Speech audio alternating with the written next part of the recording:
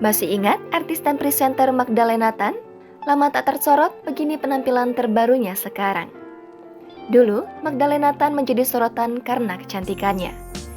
Namun kabar terbarunya, Magdalena Tan kini memilih fokus mengurus rumah tangganya. Penampilan Magdalena Tan pun berubah drastis dan curi perhatian warganet. Usai menikahi Nicky Liandi pada 2013 silam, Magdalena pun memutuskan vakum dari dunia hiburan. Apalagi di tahun 2015 silam, Magdalena Tan dikaruniai anak pertamanya yang diberi nama Kimberly Chit. Sejak kehamilannya itulah, penampilan Magdalena yang semula langsing dan seksi mendadak berubah menjadi lebih berisi.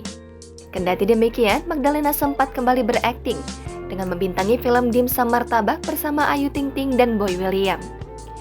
Meski tak lagi hidup dalam glamornya dunia hiburan, hari-hari Magdalena Tan justru tampak lebih bahagia bersama keluarga kecilnya.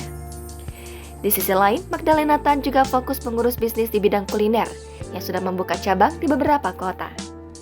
Bahkan, dilansir dari akun Instagram @magdalena_aja, belum lama ini, ia baru saja merayakan ulang tahun suaminya ke-40 tahun.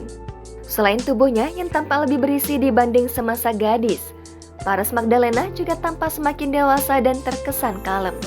Wajahnya kini terlihat ramah, keibuan, serta semakin anggun. Dikutip dari Tribun Manado, perempuan yang kini berusia 38 tahun itu mengawali karirnya sebagai model. Bahkan, Magdalena sempat dinobatkan sebagai wanita paling seksi di Indonesia versi majalah FHM tahun 2008. Adapun dirinya juga pernah berakting di sinetron yang cukup populer, yaitu Sejuta Cinta Marsyanda pada tahun 2009. Tak hanya itu saja, dirinya juga pernah melebarkan sayap di dunia perfilman, di antaranya Meldi, Si Jago Merah, Menembus Impian, Raksana dari Jogja, lalu yang terakhir Dimsum Martabak.